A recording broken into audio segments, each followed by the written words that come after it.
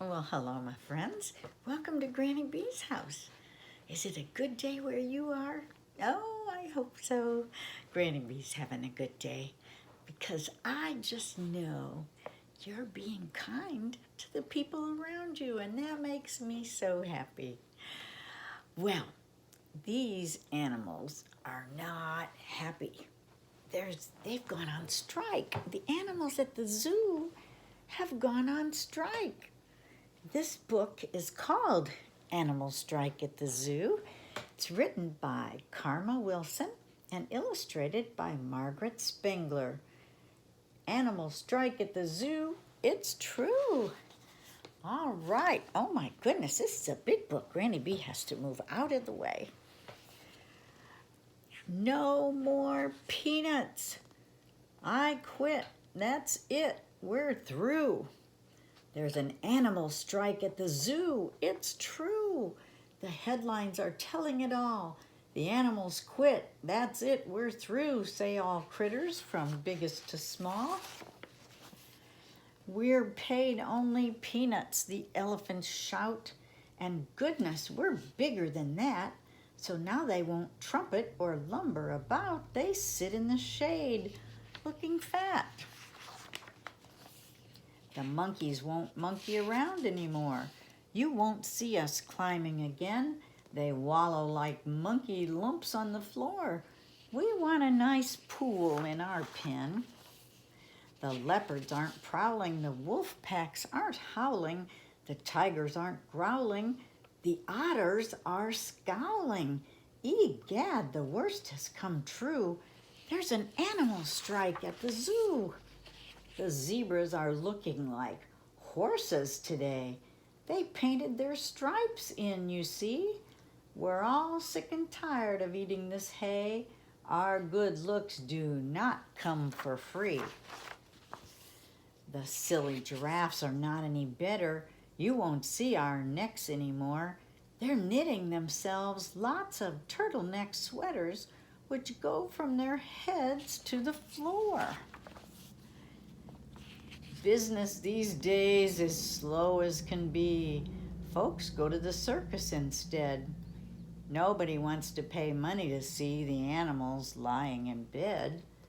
The lions aren't roaring, the eagles aren't soaring, the penguins are snoring. It's all rather boring.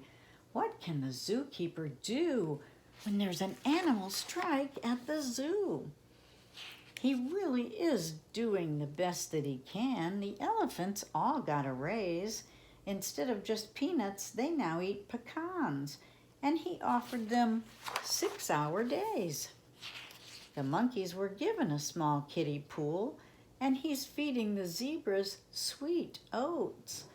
But the monkeys complain that the water is cool, and the zebras demand root beer floats. Then in through the gate walks sweet little Sue. She just can't believe that she's here. She's always wanted to come to the zoo, and she's begged for this trip for a year. But no birdies are peeping, no lizards are creeping, no bunnies are leaping. Then poor Sue starts weeping. Her heart is broken in two by the animal strike at the zoo. As tears start to streak down her cute rosy face, the animals watch that wee child. A deep hush of sadness falls over the place. And then they go totally wild with roaring and peeping and howling and growling. All critters from biggest to small start soaring and creeping and leaping and prowling. Then little Sue laughs at them all. And all of the animals find out that day they actually like what they do.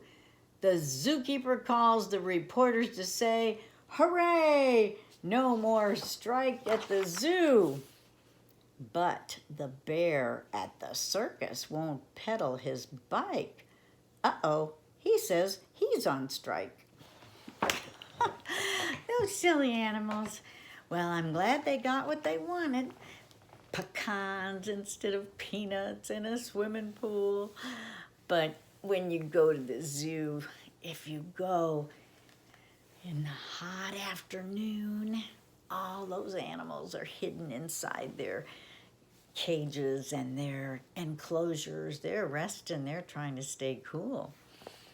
But animals go on strike just like people do when they're not happy, right?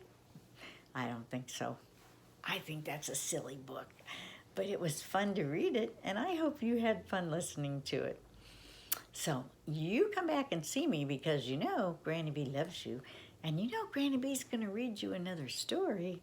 So I hope you have a really, really good day, and I hope you remember to be kind to all those people around you. Okay? Bye-bye.